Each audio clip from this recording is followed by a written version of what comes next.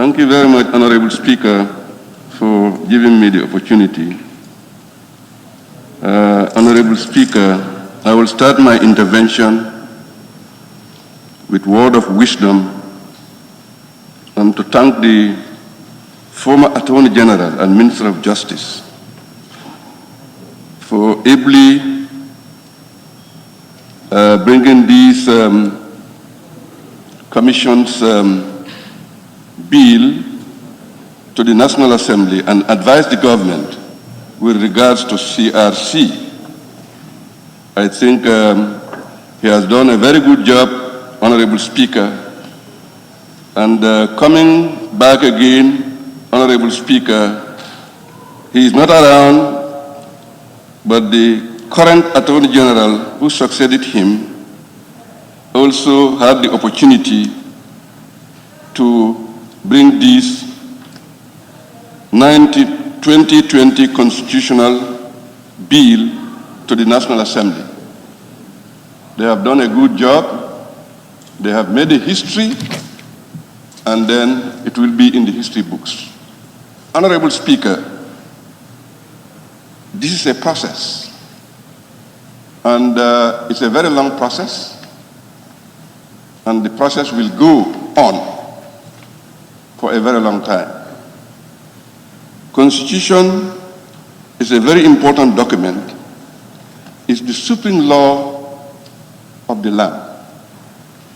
So I am very much proud and happy that a constitution of this nature is being drafted by our eminent Gambian, able legal fraternity persons who took the charge of this constitution. And Honorable Speaker, they have done a wonderful job as far as I'm concerned. A lot of consultation has been done with regards to this new constitution. And before this constitution, Honorable Speaker, if you can allow me, I will go a little bit far back to the First Republic. In 18 February 1965, Gambia achieved independence. And in 1970, Republican status. A constitution was prepared by then the First Republic. But what was lacking there, Honorable Speaker, was the term limit of the president, which is very important. That warranted our first president to go up to a level of almost 30 years in power. Then the Second Republic, the Constitution, that also is a very good one, but it lacks term limit. And that also moved the second president of the Republic of the Gambia for another 22 years. The issue of term limit, Honorable Speaker, is very key and is very important. It's a control measures to change our leaders. And this constitution, as far as I'm concerned, has captured that. And its way of controlling our leaders, limit them to what the constitution says. The first 5 years, after first 5 years, if you are elected again for the second term, you serve for another 5 years. Honorable Speaker, 10 years for a presidency, personally, I think is enough for me. It's a very big responsibility being a president of the country. So having served 10 years and give opportunity to others, Honorable Speaker, I think it's a move in the right direction. That is the term of office. That was the reason why I'm talking on this term of office of this constitution. For that reason, Honorable Speaker, term of office is captured here and is a move in the right direction.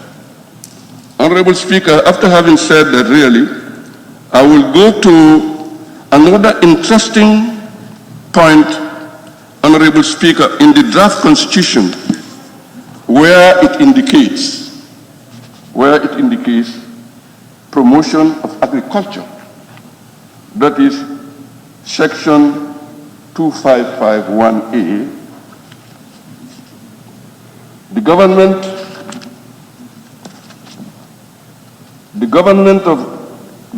shall encourage and support development of agriculture and shall take positive measures to ensure that growth and development of farmers within the aim to achieve food self-sufficiency in the Gambia. I like this portion, and I believe the Constitutional Draft Commission members are real Gambians, and they know the problem of Gambians. That was the reason why, Madam Speaker, this is being captured. And it's a very, very, very good area, and it's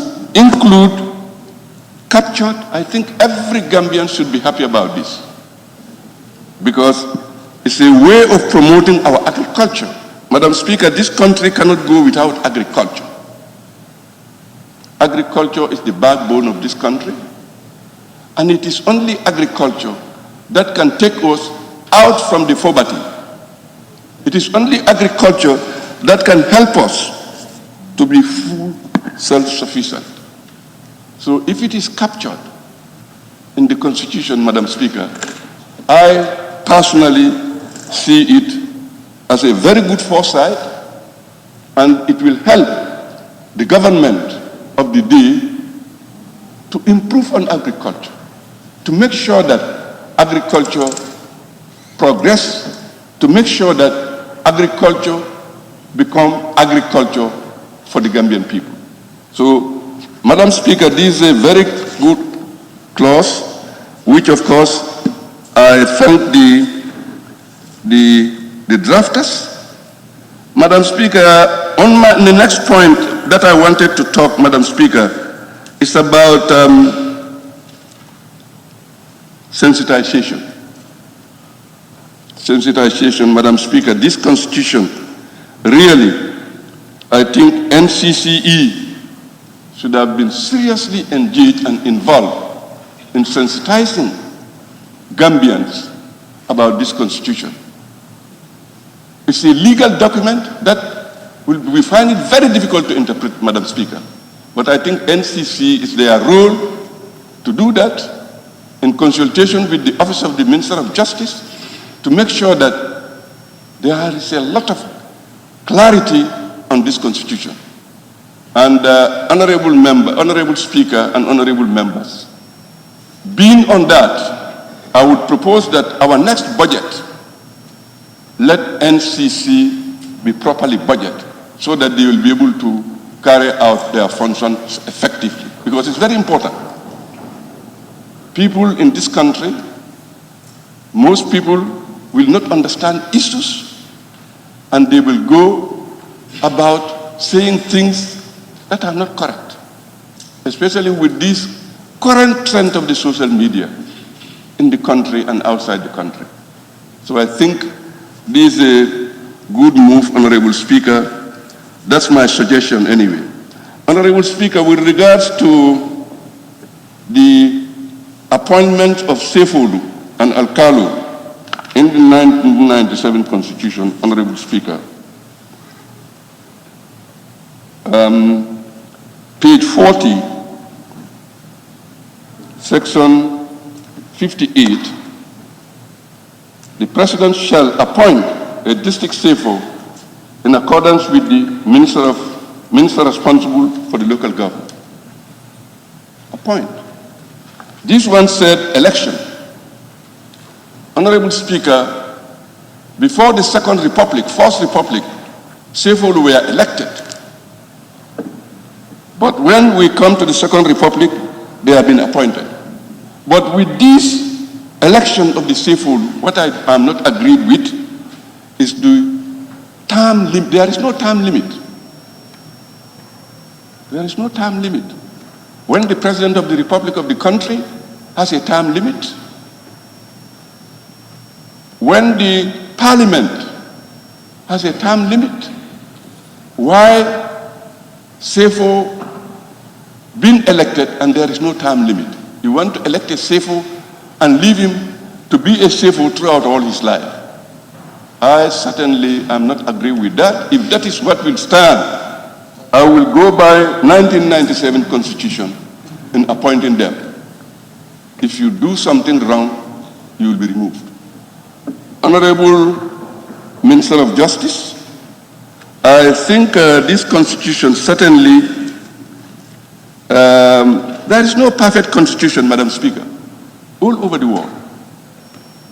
But why I like this Constitution is separation of power and the time limit, because these is a control measures that none of our incoming presidents will not overstay in power. Sir Dauda has done a wonderful job for this country, taking this country from colonial rule to independence, Honorable Speaker. But because of no time limit has given us a problem. The military came, we were thinking that really, they said a military of defense, that's correct. They also have done their part. But what is lacking was the time limit. So this time limit alone in this Constitution, Madam Speaker, is very important and is helping this country, is shaping a way for our young leaders, especially the young parliamentarians. The opportunity is there, you can never know. One of them can be a president tomorrow, provided that the opportunity we have, let them make sure that they use that opportunity by educating themselves, improving themselves. The old people are going, it's their turn. There is nothing that can stop them, provided that they take their rightful position in the society. Honorable Speaker, this is what I have as my contribution, and I will appeal and ask all the parliamentarians to make sure that these constitutions move from this parliament. Honorable Speaker, it's a process.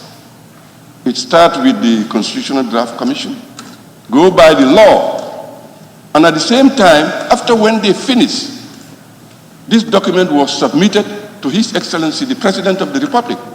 This is what the law says. I don't know, but I know the President of the Republic, together with his cabinet, the executive, of course, including the Justice Minister, who must have been playing a very important role to advise the government.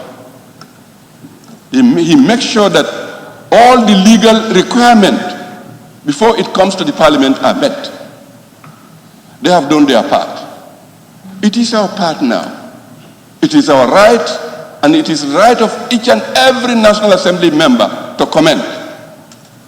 People's representative, and you are sent here to make sure that you comment on issues of national interest. Now, that's the second stage. First stage, second stage, we are on the third stage.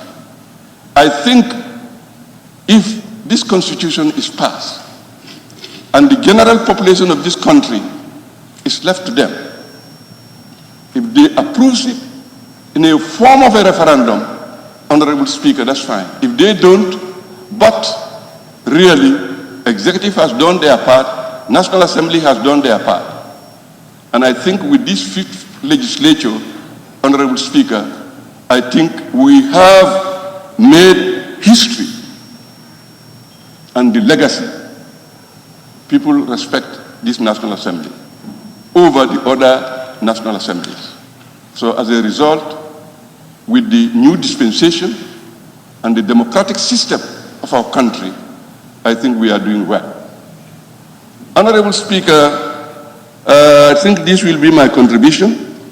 Coming to Honorable Speaker, citizenship Most of my colleagues talked about it, really. Citing an example of America, UK, and alike. This country is Gambia. When you want to go to America, you require a visa. When you want to go to UK, you require a visa. But in the Gambia here, our neighbors, our porous borders are open. People come and stay, live with us. I'm not saying that people should not come, because Gambians go everywhere. But what I am saying is that our citizenship, in my own way, I don't think it should be compared with that of UK and US.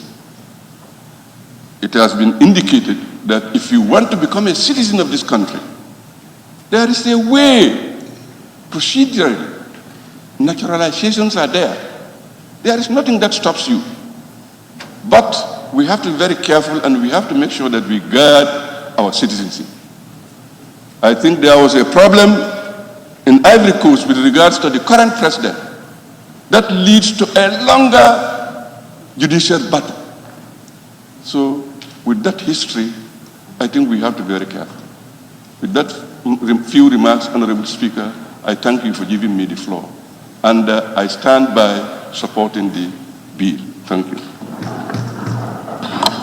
Thank you very much.